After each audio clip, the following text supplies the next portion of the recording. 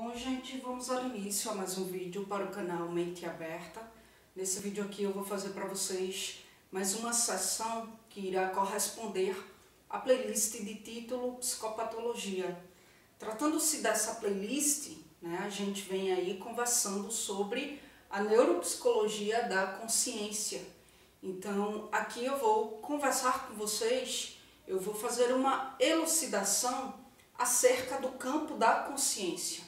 Então vejam bem, quando a consciência ela está aí voltada para a realidade, ela vai demarcar um campo, ela vai assinalar um campo e nesse campo ela vai traçar um foco, certo?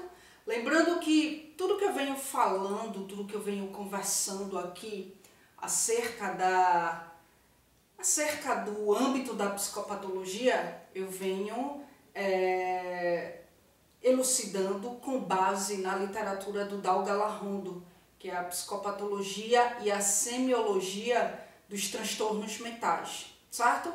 Então vejam só, eu tenho aqui o campo da consciência, certo? Eu tenho o campo da consciência.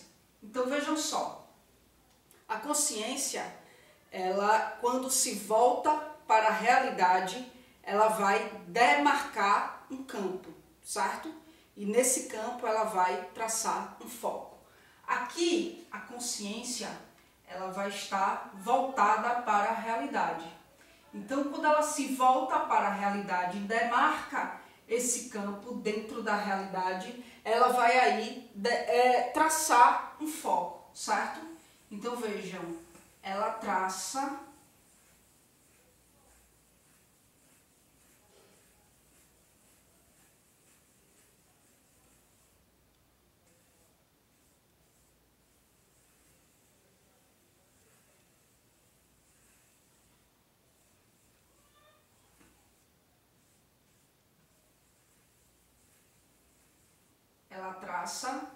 um foco, certo? Ela traça um foco. Isso aqui é o foco da consciência.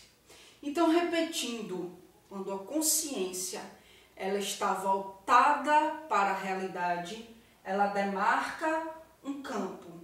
Quando ela demarca um campo, nesse campo ela vai traçar um foco. Esse foco é a parte mais iluminada da consciência, certo? O foco é a parte mais clarificada da consciência, a parte mais delimitada, digamos assim, do campo da consciência. Na medida que há a delimitação de um foco, a delimitação de uma parte central da consciência, na medida em que há essa delimitação, vai haver também a delimitação de uma margem. A margem da consciência é toda essa parte aqui, mais escura, certo? Aqui temos a margem da consciência. Então, na medida que há a delimitação de um foco, na medida que há a delimitação de uma parte central da consciência, há também a delimitação de uma margem, em que essa margem ela pode ser chamada, segundo a psicopatologia, de franja ou umbral.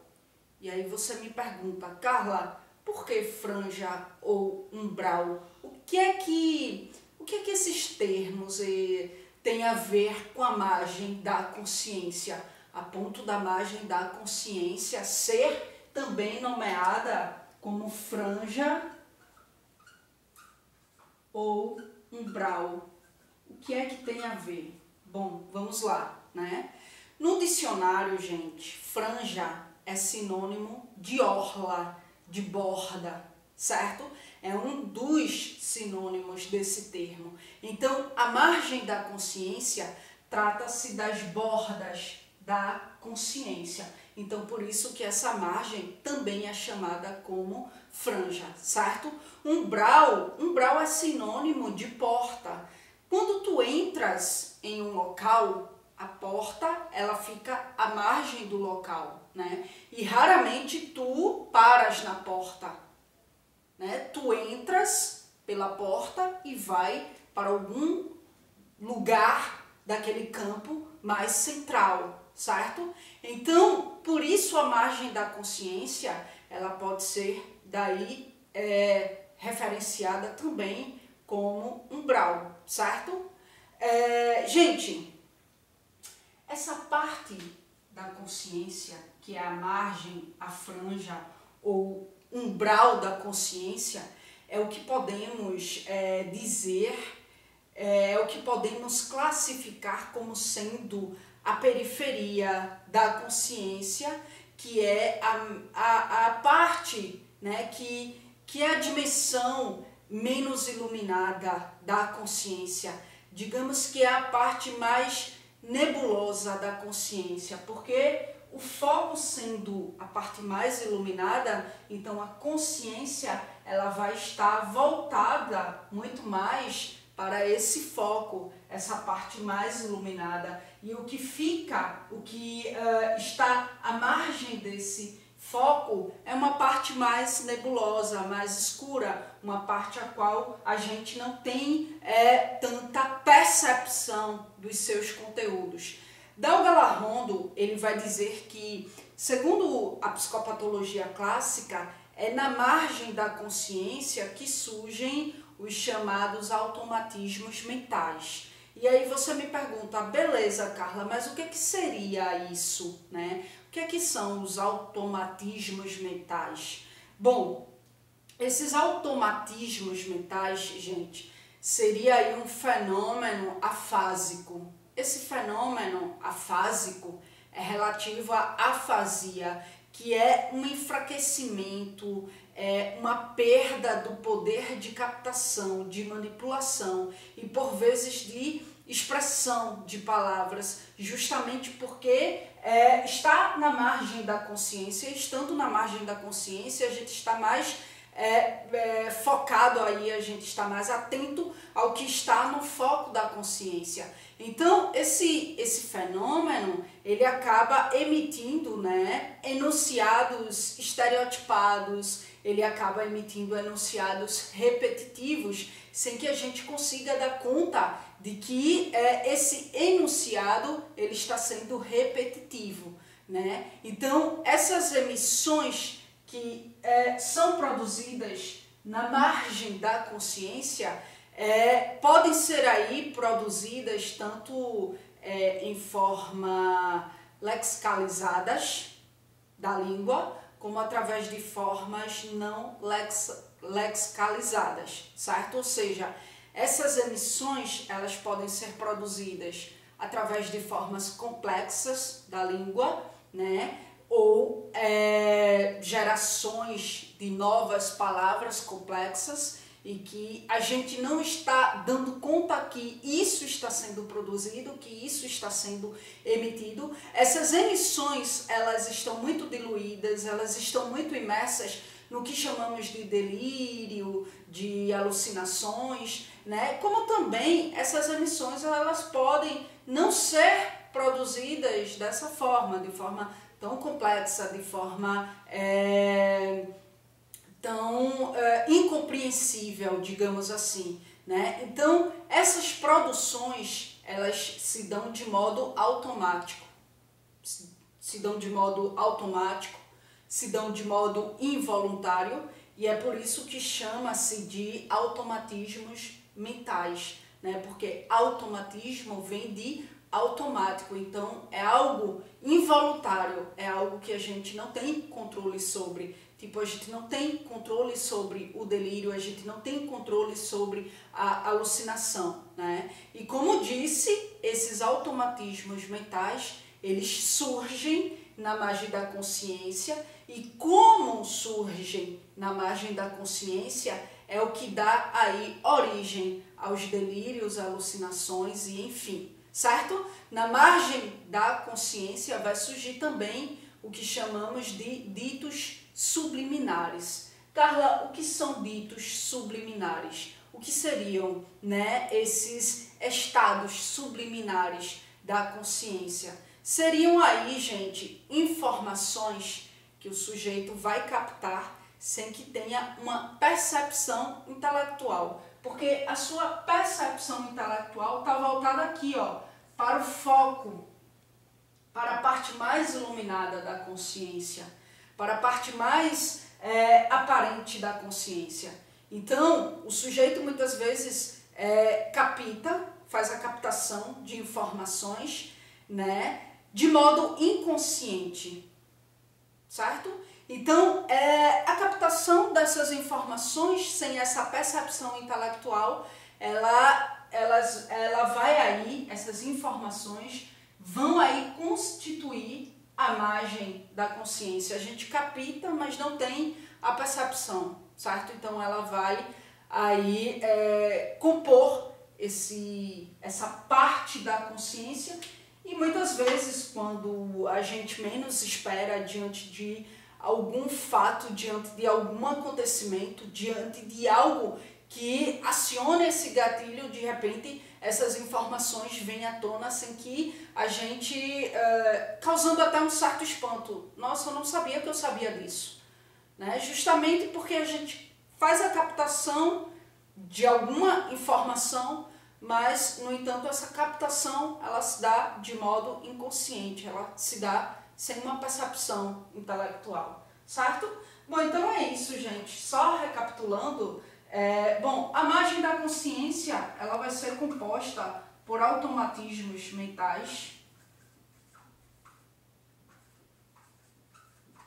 onde esses automatismos mentais, muitas vezes, dá produção ao delírio, às alucinações, né? Esse delírio, essas alucinações pode ser munida aí de enunciados lexicalizados, né? Essa palavra é um pouco difícil de ser pronunciada, mas é a palavra que compõe a dimensão da psicopatologia. Então, esse delírio, essas alucinações podem ser aí munidos por emissões lexicalizadas ou não lexicalizadas, ou seja, produções complexas, de repente a gente não consiga entender de modo clarificado. Muitas vezes o sujeito está tendo um delírio e está tendo uma alucinação e a gente não consegue, né, entender o conteúdo desse delírio, não consegue entender o conteúdo dessa alucinação, não consegue entender o contexto que está compondo esse delírio, essa alucinação, né? Então, esses automatismos mentais, eles podem também ser a nível aí de uma emissão, né, não lexicalizadas, ou seja, muitas vezes o sujeito está em delírio, está em alucinação, e a gente consegue entender o contexto, né? A gente consegue entender, ter uma compreensão do contexto que não está no campo da realidade, que está no campo do delírio, que está no campo da alucinação, né? Então, é isso. A imagem da consciência, ela vai ser também composta, como eu falei, pelos estados subliminares, ditos subliminares, né, que são os conteúdos que a gente faz a captação do meio externo, né, sem ter uma percepção intelectual de que a gente está captando aquilo. Mas chega num dado momento, a gente vivencia um dado momento, a gente vivencia um dado contexto que de repente essas informações que estão subliminares acabam aí emergindo no foco da consciência, porque de repente esse contexto acionou algum gatilho que possibilitou a vinda dessas informações que foram aí captadas de modo inconsciente, certo? Bom, então é isso, gente, eis aí mais uma explanação, mais uma elucidação acerca da psicopatologia. Eu vou deixar aí na tela final, certo? A playlist onde eu falo de psicopatologia. Quem não assistiu os vídeos anteriores, assistam, para que você possa ter uma compreensão abrangente, visto que eu venho acompanhando uma ordem lógica de entendimento, tá? E na tela final vai aparecer aí para você também o meu canal secundário aqui no YouTube, que é o canal Só Psicanálise, tá bom? Onde lá eu abordo temáticas apenas dentro do âmbito da psicanálise. Então, se você curte a psicanálise também, conhece lá o meu canal secundário e se inscreve lá também, tá certo? Aqui embaixo no campo de descrição você vai encontrar aí informações adicionais como meio de contato comigo, que é só por e-mail, e aí você vai encontrar também as minhas redes sociais, onde você pode seguir, pode adicionar para acompanhar de perto os meus projetos, certo? É isso, gente. Obrigada mais uma vez pela atenção de vocês e até as próximas gravações.